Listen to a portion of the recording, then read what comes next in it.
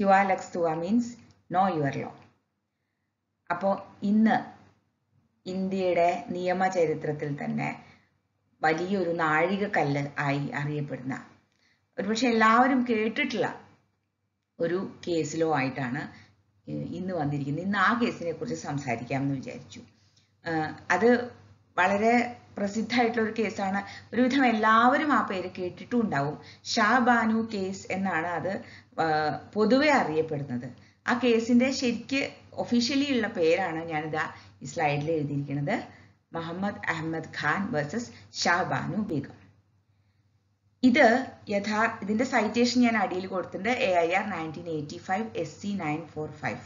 ഇതിൽ ഞാൻ AIRന്റെ സൈറ്റേഷൻ തന്നെ കൊടുക്കുന്നത് എന്താ വെച്ചാൽ ഈ സൈറ്റേഷൻ ഇനി അത് അറിയാത്തവർക്ക് വേണ്ടി പറയാണ്.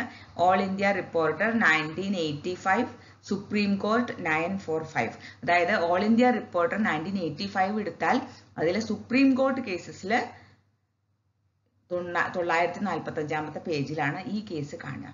ഇതുപോലെ പല റിപ്പോർട്ടേഴ്സും ഉണ്ട് ഈ കേസ് വരുന്നത്. പക്ഷെ ഞാൻ AIRന്റെ സൈറ്റേഷൻ കൊടുക്കുന്നത് അത് കോമൺ ആയിട്ട് ഒരുവിധം എല്ലാ ലോ ലൈബ്രറിയിലും ഉണ്ടാവും എന്നുള്ളതുകൊണ്ടാണ്. അപ്പൊ ഇനി ആ കേസിലേക്ക് പോവാം. ഈ മുഹമ്മദ് അഹമ്മദ്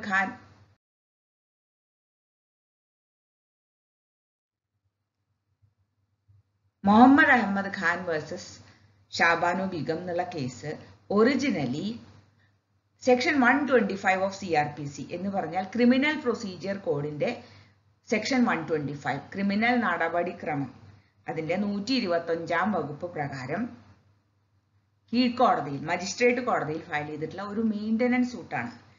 ആ മെയിൻ്റനൻസ് സൂട്ട് ഫയൽ ചെയ്തത് ഡൈവോഴ്സ്ഡ് വൈഫ്, അതായത് ഭർത്താവ് ഡൈവോഴ്സ് ചെയ്ത ഒരു ഭാര്യ സമർപ്പിച്ച ഒരു മെയിൻ്റനൻസ് സൂട്ട് സെക്ഷൻ 125 CRPC പ്രകാരം സമർപ്പിച്ച ഒരു മെയിൻ്റനൻസ് സൂട്ടിൽ നിന്നാണ് ഈ ഷാ ബാനു കേസിന്റെ കഥ തുടങ്ങുന്നത്. ഇനി എന്തിനാണ് അങ്ങനെ ഒരു മെയിൻ്റനൻസ് സൂട്ട് ഫയൽ ചെയ്തത് എന്നത് ഇനി ഞാൻ പറയാം. ഓക്കെ, അത് തുടങ്ങുന്നത് കുറെ കൂടി മുമ്പാണ്. ഇത് ഫയൽ ചെയ്യണത് 1978 പക്ഷെ ഈ കഥ കുറച്ചുകൂടി പിന്നാക്കം പറയണം.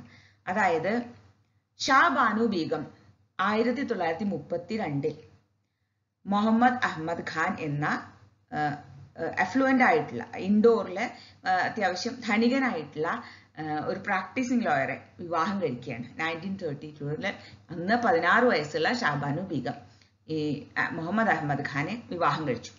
അതിനുശേഷം ആ വിവാഹത്തിന് ശേഷം 14 വർഷത്തിന് ശേഷം മുഹമ്മദ് അഹമ്മദ് ഖാൻ ഒരു വിവാഹം കൂടിയും കഴിച്ചു. അങ്ങനെ 2 ഭാര്യമാരും ഒന്നിച്ചാണ് താമസിച്ചിരുന്നത്. ഈ ഷാ ബാനു ബീഗത്തിന് ഈ മുഹമ്മദ് അഹമ്മദ് ഖാനുമായിട്ടുള്ള വിവാഹത്തിൽ 5 കുട്ടികൾ ഉണ്ടായി. ഓക്കെ, അങ്ങനെ അവർ കുറച്ച് വർഷങ്ങൾക്ക് ശേഷം, അതായത് 1975 അതായത് 1932 16-ാം വയസ്സിൽ വിവാഹിതയായ ഷാ ബാനു ബീഗം 1975 സ്വന്തം ഭർത്താവിനാൽ ഉപേക്ഷിക്കപ്പെടുകയാണ് ഉണ്ടായത്. അങ്ങനെ ഉപേക്ഷിക്കപ്പെട്ട ഷാ ബാനു ബീഗത്തിനോട് പുറത്തു പോയിക്കൊള്ളാൻ പറയുകയും പ്രോമിസ് ചെയ്തു ഭർത്താവ്, അതായത് 200 രൂപ അവരുടെ മെയിൻ്റനൻസിന് വേണ്ടി 200 രൂപ കൊടുക്കാം എന്ന് പറഞ്ഞു എന്നാണ് പറയണത്. പക്ഷെ അത് കൊടുത്തില്ല. അപ്പൊ പൈസ ഒന്നും കിട്ടണില്ല, മെയിൻ്റനൻസിന് അവർക്ക് ജീവിക്കാൻ വകയില്ലാതെയായപ്പോ ഷാ ബാനു ബീഗം 1978 ഏപ്രിലില് മജിസ്ട്രേറ്റ് കോടതിയിൽ സെക്ഷൻ 125 പ്രകാരം മെയിൻ്റനൻസ് ആവശ്യപ്പെട്ടുകൊണ്ട് ഒരു മെയിൻ്റനൻസ് സൂട്ട് ഫയൽ ചെയ്തു. ഇനി ഇത് പറയുന്നതിന് മുമ്പ് സെക്ഷൻ 125 കുറിച്ച് പറയണം. ഈ മെയിൻ്റനൻസ് സൂട്ട് ഫയൽ ചെയ്തത് വ്യക്തി നിയമങ്ങൾക്ക് ഒന്നും അണ്ടറിലല്ല. അതായത് ഷാ ബാനു ബീഗവും മുഹമ്മദ് അഹമ്മദ് ഖാനും മുസ്ലിങ്ങളായതുകൊണ്ട് മുസ്ലിം വ്യക്തി നിയമം അനുസരിച്ച് ഒന്നുമല്ല ഈ കേസ് ഫയൽ ചെയ്തിരുന്നത്.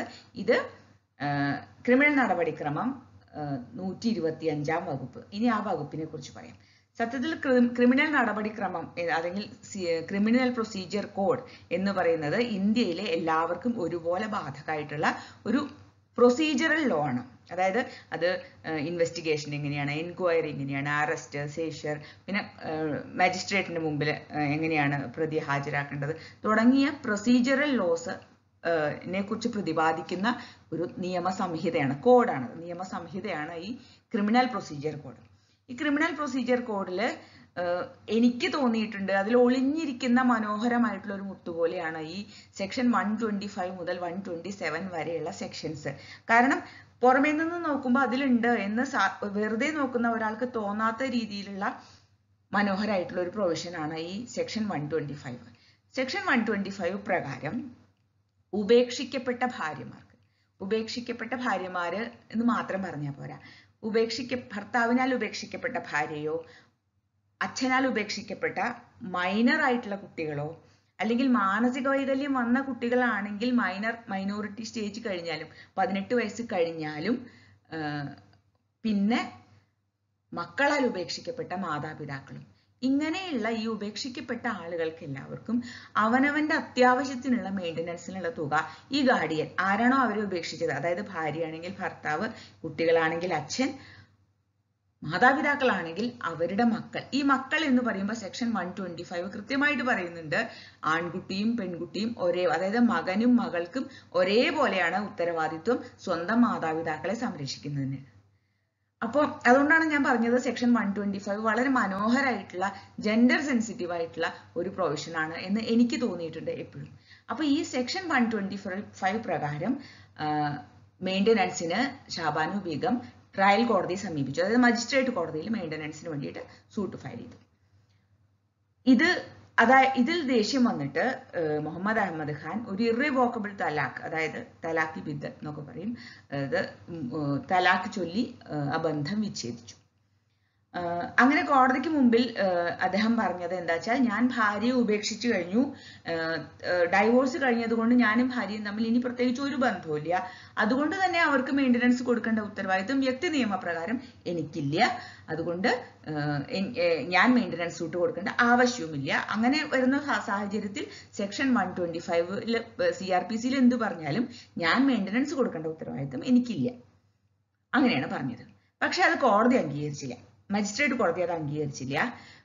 സെക്ഷൻ 125 പ്രകാരം മെയിൻ്റനൻസ് കൊടുക്കേണ്ട ഉത്തരവാദിത്വം ഭർത്താവിനുണ്ട് എന്ന് പറയുകയും 25 രൂപ എല്ലാ മാസവും മെയിൻ്റനൻസിനായിട്ട്, അതായത് ഷാബാനു ബീഗവും പിന്നെ 5 കുട്ടികളും. ഇതില് ഇടയ്ക്ക് പറയട്ടെ, ഇങ്ങനെ ഉപേക്ഷിക്കപ്പെടുന്ന സമയത്ത് ഈ 1978 ഡൈവോഴ്സ് ചെയ്യപ്പെടുന്ന സമയത്ത് 16 വയസ്സിൽ വിവാഹിതയായ ഷഹബാനു ബീഗത്തിന് അന്ന് പ്രായം 62 വയസ്സ്, അതായത് അന്നത്തെ കണക്കിൽ അവർ വൃദ്ധയായി കഴിഞ്ഞു എന്ന് മാത്രവുമല്ല അവർ രോഗബാധിതയുമായിരുന്നു അത്രേ. അപ്പൊ രോഗബാധിതയും വൃദ്ധയുമായ ഈ സ്ത്രീക്കും 5 മക്കൾക്കും ചെലവിന് 25 രൂപ കൊടുക്കണം എന്നാണ് മജിസ്ട്രേറ്റ് കോടതി പറഞ്ഞത്. ഇത് തീരെ കുറഞ്ഞുപോയി, അതുകൊണ്ട് ഒന്നും ആവില്ല എന്നുള്ളത് കൊണ്ട് ഷാബാനു ബീഗം ഹൈക്കോടതിയെ സമീപിച്ചു അപ്പീലില്. അങ്ങനെ അപ്പീൽ കേട്ട ഹൈക്കോടതി ഈ തുക 179 രൂപയായി വർദ്ധിപ്പിച്ചു. അതായത് 179 അങ്ങനെ എന്തോ ഏതാണ്ട് ഒരു 200 രൂപ മാസം കൊടുക്കണം എന്ന് പറഞ്ഞു. അതായത് ഹൈക്കോടതി പറഞ്ഞു സെക്ഷൻ 125 പ്രകാരം ഇദ്ദേഹത്തിന് മെയിൻ്റനൻസ് കൊടുക്കാനുള്ള ഉത്തരവാദിത്വമുണ്ട്. അതായത് മെയിൻ്റനൻസ് എന്ന് വരെ കൊടുക്കണം, ഒന്നുകിൽ ഇവർ മരിക്കുന്നത് വരെ അല്ലെങ്കിൽ ഇവർ മറ്റൊരാളെ വിവാഹം കഴിക്കുന്നത് വരെ മെയിൻ്റനൻസ് കൊടുക്കേണ്ട ഉത്തരവാദിത്വമുണ്ട് എന്ന് ഹൈക്കോടതി പറഞ്ഞു. ഇതിനെതിരെ മുഹമ്മദ് അഹമ്മദ് ഖാൻ സുപ്രീം കോടതിയെ സമീപിക്കുകയാണ് 1980. ഓക്കെ, ഇനിയാണ് യഥാർത്ഥത്തിലുള്ള നിയമയുദ്ധം ആരംഭിക്കുന്നത്. ഇത് സ്പെഷ്യൽ ലീവ് പെറ്റീഷൻ ആയിട്ടാണ് മുഹമ്മദ് അഹമ്മദ് ഖാൻ സുപ്രീം കോടതിയെ സമീപിക്കുന്നത്. സ്പെഷ്യൽ ലീവ് പെറ്റീഷൻസ് എന്താണ്, അല്ലെങ്കിൽ മറ്റു തരത്തിലുള്ള ലീവുകൾ എന്താണെന്നുള്ളതിനെ കുറിച്ച് ഞാൻ മറ്റൊരു അവസരത്തിൽ വിശദമായിട്ട് പറയാം.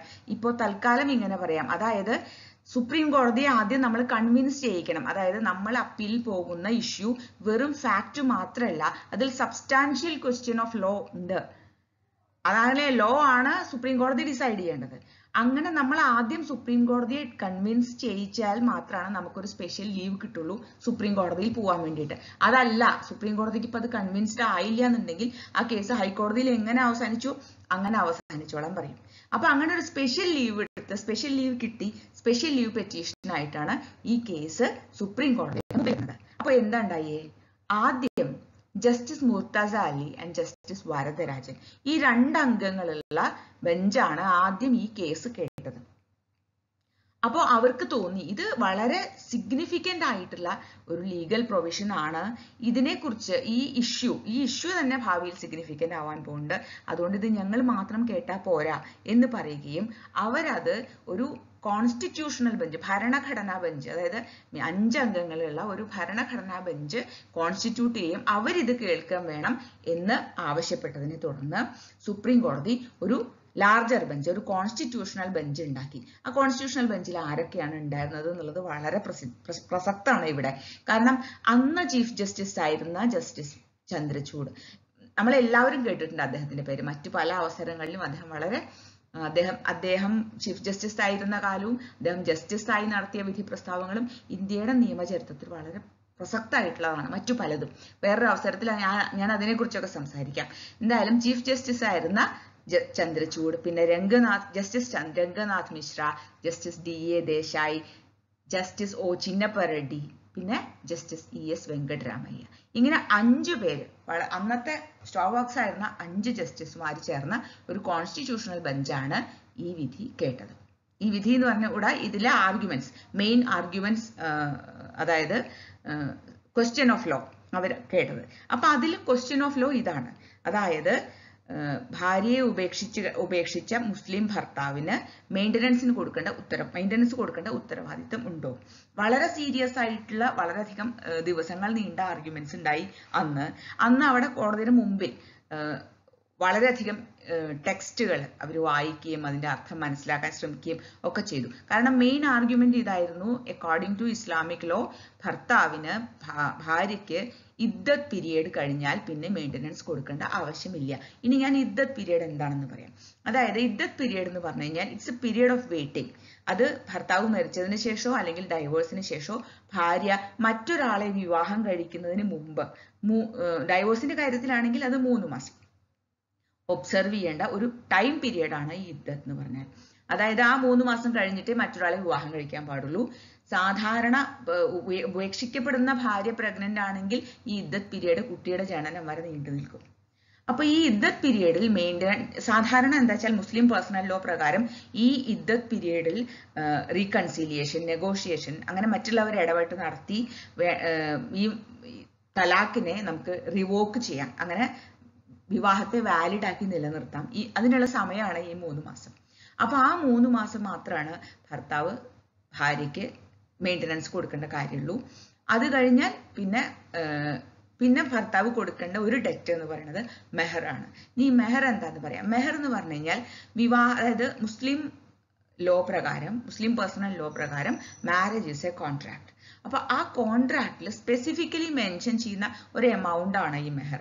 മെഹർ എന്ന് പറഞ്ഞു കഴിഞ്ഞാൽ അത് വരനോ അല്ലെങ്കിൽ വരന്റെ ബന്ധുക്കളോ ഫാമിലിയോ വധുവിന് കൊടുക്കുന്ന ധനം ആണ് ഈ മെഹർ. വധുവിന് കൊടുക്കുന്നത് ഞാൻ പ്രത്യേകം പറയട്ടെ, വധുവിന്റെ ഫാമിലിക്ക് അല്ല അത് കൊടുക്കുന്നത്. അത് മുസ്ലിം ലോ പ്രകാരം ഒരു സ്ത്രീയുടെ, വിവാഹിതയാവുന്ന ഒരു സ്ത്രീയുടെ ഇൻഡിപെൻഡന്റ് പ്രോപ്പർട്ടിയാണ് അത് 2 പാർട്ടായിട്ട് കൊടുക്കാം. അതായത് വിവാഹത്തിന് സമയത്ത് കുറച്ച് കൊടുക്കാം, പിന്നെ ഡെഫേർഡ് മെഹർ എന്ന് പറയും. അതായത് ആ ബാക്കി പൈസ ഭർത്താവിന്റെ മരണത്തിന് സമയത്ത് ഫാമിലി ബാക്കി കൊടുക്കാം, അല്ലെങ്കിൽ ഡൈവോഴ്സിന്റെ സമയത്ത് ബാക്കി കൊടുക്കാം. എങ്ങനെ കൊടുത്താലും അത് ഭർത്താവിന് ഭാര്യയ്ക്കുള്ള ഒരു ഡെറ്റാണ്. അതൊരു ഇൻഡിപെൻഡന്റ് പ്രോപ്പർട്ടിയാണ്. അത് ഭർത്താവിന് പോലും അതിൽ കൈകടത്താനുള്ള അവകാശമില്ല ആ സ്വത്തിൽ. സത്യത്തിൽ ഈ നിയമം ഉണ്ടാക്കുന്ന സമയത്ത് സ്ത്രീകളുടെ ഇൻഡിപെൻഡൻസ്, ഫൈനാൻഷ്യൽ ഇൻഡിപെൻഡൻസ് ഉറപ്പുവരുത്താൻ വേണ്ടി തന്നെ ആയിരിക്കണം ഇങ്ങനെയും ഒരു പ്രൊവിഷൻ അതിൽ ഉണ്ടാക്കിയിട്ടുണ്ടാവുക. പക്ഷെ പ്രാക്ടിക്കൽ സിറ്റുവേഷനിൽ പിന്നീട് പലപ്പോഴും എന്താ വെച്ചാൽ ഈ മെഹർ എന്ന് പറയുന്ന എമൗണ്ട് വളരെ ചെറിയൊരു എമൗണ്ട് ആവുകയും അതുകൊണ്ട് പലപ്പോഴും ഇവരുടെ ഫൈനാൻഷ്യൽ ഇൻഡിപെൻഡൻസിന് സഹായകമാവാതെ വരികയും ചെയ്യുന്ന സിറ്റുവേഷൻസ് ഉണ്ടാവുന്നുണ്ട്. അപ്പൊ ഞാൻ അതിനെക്കുറിച്ച് ഒന്നുമല്ല പറയണത്. ഇപ്പോൾ ഇവിടുത്തെ ആർഗ്യുമെന്റ് ഇതായിരുന്നു, അതായത് ഞാൻ മെഹറിന്റെ ബാക്കിയും കൊടുത്തു കഴിഞ്ഞു, പിന്നെ ഇദ്ദത്ത് പീരീഡും കഴിഞ്ഞു, ഇനി അത് കഴിഞ്ഞിട്ട് എനിക്ക് മെയിൻ്റനൻസ് കൊടുക്കേണ്ട യാതൊരു ഉത്തരവാദിത്വവും ഇല്ല. സെക്ഷൻ 125 ഓഫ് CRPC എന്നെ ബാധിക്കുന്നില്ല, അതിന്റെ ഉത്തരവാദിത്വം എനിക്കില്ല. ഞാൻ ഭാര്യ ഉപേക്ഷിച്ചു കഴിഞ്ഞു, ഇനി ഭാര്യ എന്റെ ഉത്തരവാദിത്വം അല്ല. ഇതായിരുന്നു ഇദ്ദേഹത്തിന്റെ ആർഗ്യുമെന്റ്. എന്നാൽ ഷാബാനുവിന് വേണ്ടി ഹാജരായ വക്കീലിന്റെ ആർഗ്യുമെന്റ് അത് ഞാൻ കുറച്ച് വിശദമായിട്ട് പറയണം. കാരണം സെക്ഷൻ 125 ഓഫ് CRPC എന്ന് പറഞ്ഞാൽ, CRPC ഞാൻ പറഞ്ഞല്ലോ ഇന്ത്യയിലുള്ള എല്ലാവരെയും ഒരേപോലെ ബാധിക്കുന്ന ഒരു നിയമ സംഹിതയാണ് ക്രിമിനൽ പ്രൊസീജിയർ കോഡ്. അതുകൊണ്ട് അതിലത്തെ മറ്റെല്ലാ പ്രൊവിഷൻസും 125 പോലെ തന്നെ മറ്റെല്ലാ പ്രൊവിഷൻസും എല്ലാവരെയും ഒരേപോലെ ബാധിക്കുന്നതാണ്. അതുകൊണ്ട് സെക്ഷൻ 125ന്റെ പ്രൊട്ടക്ഷനും ഇന്ത്യയിൽ ജനിച്ച് ജീവിക്കുന്ന എല്ലാവർക്കും ഉള്ളതാണ്. അപ്പോൾ ഞാൻ വിശ്വസിക്കുന്ന പേഴ്സണൽ ലോ എന്ത് തന്നെ ആയാലും അത് മുസ്ലിം ലോ ആവാം, ഹിന്ദു ലോ ആവാം, മറ്റെന്തെങ്കിലും വ്യക്തി നിയമങ്ങളാവാം, പക്ഷേ ക്രിമിനൽ പ്രൊസീജിയർ കോഡിന്റെ പ്രൊട്ടക്ഷൻ എല്ലാവർക്കും ഉള്ളത് കൊണ്ട് അത് ക്രിമിനൽ പ്രൊസീജിയർ കോഡും മറ്റ് വ്യക്തി നിയമങ്ങളും തമ്മിൽ എന്തെങ്കിലും തരത്തിലുള്ള കോൺഫ്ലിക്റ്റ് വരികയാണെങ്കിൽ ക്രിമിനൽ പ്രൊസീജിയർ കോഡാണ് വാലിഡ് ആയിട്ട് നിലനിൽക്കുക. It will overcome the personal law. It will if there is a conflict, criminal procedure code will stand above the personal law. ഇതായിരുന്നു ഒരു ആർഗ്യുമെന്റ്. അപ്പോൾ ഇത് വിധി കേട്ടുകഴിഞ്ഞ് ഈ 5 അംഗ ബെഞ്ച് വിധി പ്രസ്താവിച്ചു. അതായത് സെക്ഷൻ 125 ഓഫ് CRPC ഉണ്ടാക്കിയിട്ടുള്ളത് തന്നെ, അതായത് ഇങ്ങനെ ആരും ഉപേക്ഷിക്കപ്പെട്ടു പോവരുത്, അവർക്ക് അവനവന്റെ മെയിൻ്റനൻസിനുള്ള പൈസ ഇല്ലാതെ പോവരുത് എന്ന് വിചാരിച്ചിട്ടും അതിന്റെ ഉത്തരവാദിത്വം അവരുടെ ഗാർഡിയനിൽ നിക്ഷിപ്തമാണ്, അത് ആ റെസ്പോൺസിബിലിറ്റി അവർക്ക് കൊടുക്കണം എന്നും വിചാരിച്ചിട്ടാണ് ഇങ്ങനെ ഒരു പ്രൊവിഷൻ ഉണ്ടാക്കിയിട്ടുള്ളത് തന്നെ. അതുകൊണ്ട് അതിന്റെ പ്രൊട്ടക്ഷൻ ജാതി മത വർഗ ഭേദമന്യേ ഇന്ത്യയിൽ ജനിച്ച് ജീവിക്കുന്ന എല്ലാവർക്കും അവൈലബിൾ ആണ്. അതുകൊണ്ട് അതിന്റെ പ്രൊട്ടക്ഷൻ ഷാബാനുവിനും അവൈലബിൾ ആണ് എന്ന് പറഞ്ഞുകൊണ്ടാണ് ആ വിധി അവസാനിച്ചത്. അതായത് ഷാബാനുവിന് മെയിൻ്റനൻസ് കൊടുക്കാൻ വേണ്ടിയിട്ട് വിധി ഉത്തരവായി. ഈ ജഡ്ജ്മെന്റ് വരുന്നത് 1985-ലാണ്. സൈറ്റേഷനിൽ കണ്ടുല്ലോ 85-ലാണ്. അതായത് 1978 62-ാം വയസ്സിൽ ഫൈറ്റ് തുടങ്ങി. ഇത്രയും വർഷങ്ങൾക്ക് ശേഷം, ഏതാണ്ട് ഒരു 7 വർഷത്തിന് ശേഷം ഏപ്രിൽ മാസത്തിലാണ് അത്ര ഈ ജഡ്ജ്മെന്റ് വന്നത്. ഈ ജഡ്ജ്മെന്റ് വന്നതോടുകൂടി ആണ് സത്യത്തിൽ ഇതിന്റെ കഥയുടെ 2ാം ഭാഗം ആരംഭിക്കുന്നത്. എന്താണ് ഉണ്ടായതെന്ന് വെച്ചാൽ, ഈ വിധിയെ പുരോഗമന ചിന്താഗതിക്കാരായിട്ടുള്ള ഇന്ത്യയിലെ ബഹുഭൂരിപക്ഷം ആളുകളും സ്വാഗതം ചെയ്തു. അത് ജാതി മത ഭേദമന്യേ പ്രത്യേകിച്ചും റാഡിക്കലായിട്ടുള്ള റാഷണലായിട്ട് ചിന്തിക്കാൻ കഴിയുന്ന വലിയൊരു ഭൂരിഭാഗം മുസ്ലിങ്ങളും ഈ വിധിയെ സ്വാഗതം ചെയ്തു. എന്നല്ല, ഇന്ത്യൻ ഡെമോക്രാറ്റിക് വിമൻസ് അസോസിയേഷന്റെ നേതൃത്വത്തിൽ വളരെയധികം മുസ്ലിം സ്ത്രീകൾ പുറത്തു വന്ന് തന്നെ പ്രകടനം നടത്തിയത്രേ. കാരണം അവരുടെ അധികാരങ്ങൾക്ക് അല്ലെങ്കിൽ അവരുടെ ഡിഗ്നിറ്റിയെ തന്നെ പ്രൊട്ടക്ട് ചെയ്യുന്ന ഒരു വിധിയായിട്ടാണ് ഈ ഷാബാനു കേസിലെ വിധിയെ അവർ സ്വാഗതം ചെയ്തത്. എന്നാൽ ഈ രീതിയിലല്ല ഈ വിധി വ്യാഖ്യാനിക്കപ്പെട്ടത്. ഞാൻ പറഞ്ഞല്ലോ, പുരോഗമന ചിന്താഗതിക്കാരായ അല്ലെങ്കിൽ റാഡിക്കൽ ആയിട്ടുള്ള റാഷണലായി ചിന്തിക്കാൻ കഴിയുന്ന വലിയൊരു ജനവിഭാഗം ഇതിനെ മുസ്ലിങ്ങൾക്കിടയിൽ തന്നെ വലിയൊരു ജനവിഭാഗം ഇതിനെ സ്വാഗതം ചെയ്തു എങ്കിൽ പോലും ചെറിയ ന്യൂനപക്ഷമായിട്ടുള്ള യാഥാസ്ഥിതികരായിട്ടുള്ള വളരെയധികം നാരോ മൈൻഡഡ് ആയിട്ട് ചിന്തിക്കുന്ന വളരെ ചെറിയ ഒരു ന്യൂനപക്ഷം ഇതിനെ എതിർത്തു എന്ന് മാത്രമല്ല, ഇതിനെ തെറ്റായി വ്യാഖ്യാനിക്കുകയും ചെയ്യും. അപ്പോൾ ഈ ഇന്ത്യയിലെ കോടതി വിധികൾക്ക് പലപ്പോഴും സംഭവിക്കുന്ന ഒരു ദുരന്തം എന്താന്ന് വെച്ചാൽ, അത് എങ്ങനെയാണോ അങ്ങനെ ആവില്ല പലപ്പോഴും അത് വ്യാഖ്യാനിക്കപ്പെടുക. പ്രത്യേകിച്ചും സാധാരണ ജനങ്ങൾക്ക് അത് വായിച്ചു മനസ്സിലാക്കാൻ 2-3 കാരണങ്ങളുണ്ട്. ഒന്ന്, ഇപ്പോഴത്തെ പോലെയല്ല, അന്നൊന്നും ഇങ്ങനെ കോടതി ജഡ്ജ്മെന്റ് സാധാരണ ആളുകൾക്ക് വായിക്കാൻ പാകത്തിൽ കിട്ടാൻ തന്നെ കുറച്ച് താമസം ഉണ്ടാവും.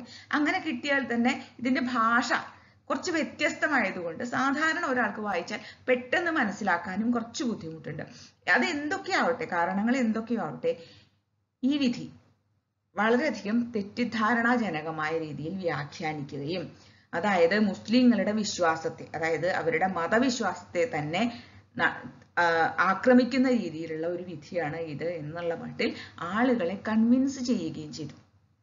അങ്ങനെ കൺവിൻസ്ഡ് ആയിട്ടുള്ള വളരെ കൂടുതൽ ആളുകൾ ഈ വിധിയെ തുടർന്ന് പ്രകടനങ്ങളായിട്ടും പ്രതിഷേധങ്ങളായിട്ടും ഒക്കെ രംഗത്ത് വരേണ്ടായി.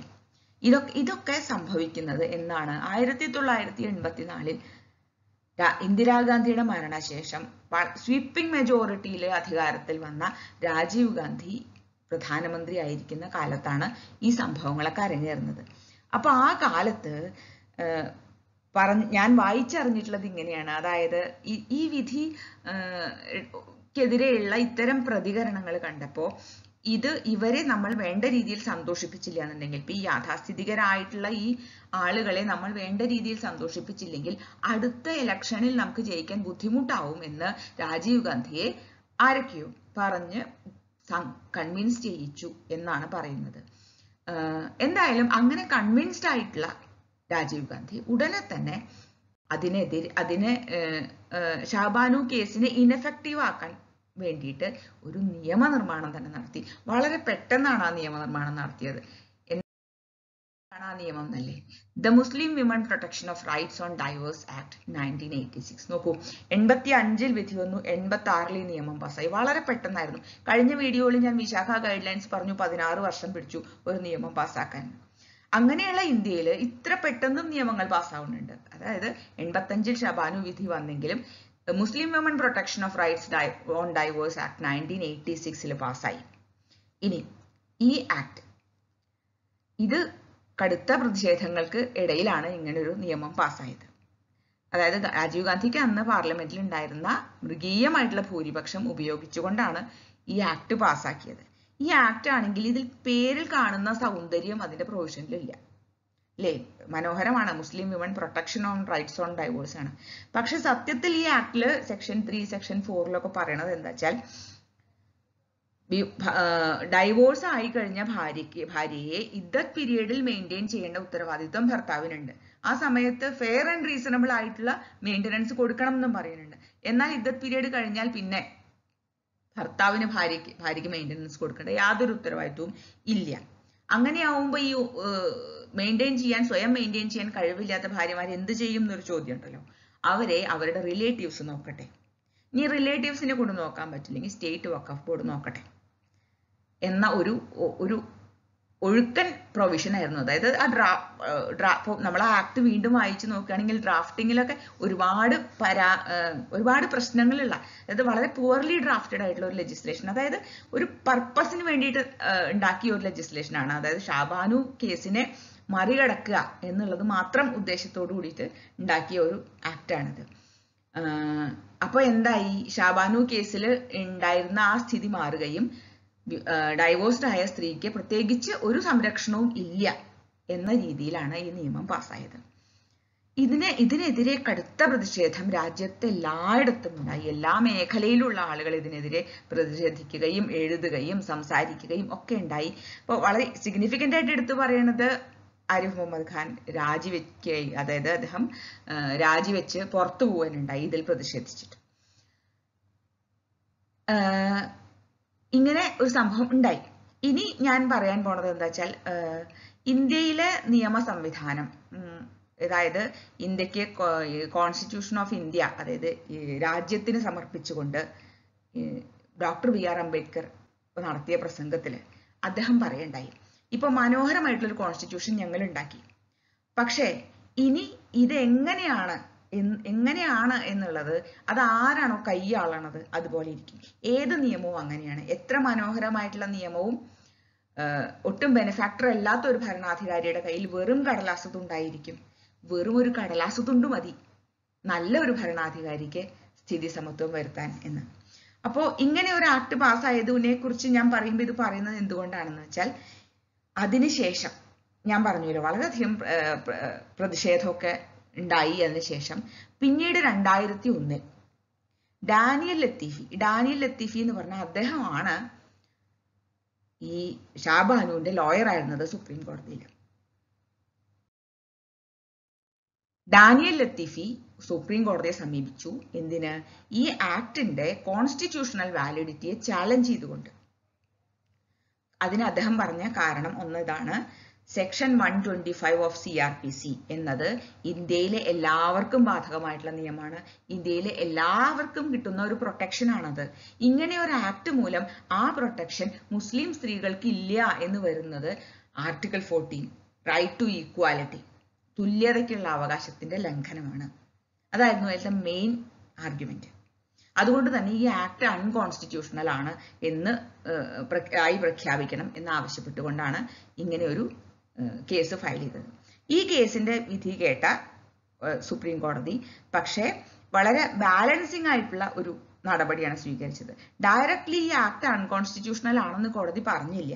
എന്നാൽ അതേസമയം ഫ്രീ ആൻഡ് ഫെയർ മെയിൻ്റനൻസ് കൊടുക്കാനുള്ള ഉത്തരവാദിത്വം എല്ലാ ഭർത്താക്കന്മാർക്കും എന്നതുപോലെ മുസ്ലിം ഭർത്താക്കന്മാർക്കും ഈ ആക്ടിന്റെ പരിധിയിൽ വരുന്ന ആളുകൾക്കും ഉണ്ട് എന്നതുകൊണ്ട് മെയിൻ്റനൻസ് കൊടുക്കാനുള്ള ഉത്തരവാദിത്വം റീമാരേജ് വരെ ഉണ്ടാവും. അതായത് ഡൈവോഴ്സ് ചെയ്യപ്പെട്ട ഭാര്യ മറ്റൊരാളെ വിവാഹം കഴിക്കുകയാണെങ്കിൽ അതുവരെയും, അല്ലെങ്കിൽ അവർ മരിക്കുന്നത് വരെയും വേണ്ട രീതിയിലുള്ള മെയിൻ്റനൻസ് കൊടുക്കാനുള്ള ഉത്തരവാദിത്വം ഭർത്താക്കന്മാർക്കുണ്ട് എന്ന് ഈ Muslim women protection on divorce ആക്ടിന്റെ സെക്ഷൻ 3 വ്യാഖ്യാനിച്ചുകൊണ്ട് കോടതി വിധി പ്രസ്താവിക്കുകയുണ്ടായി.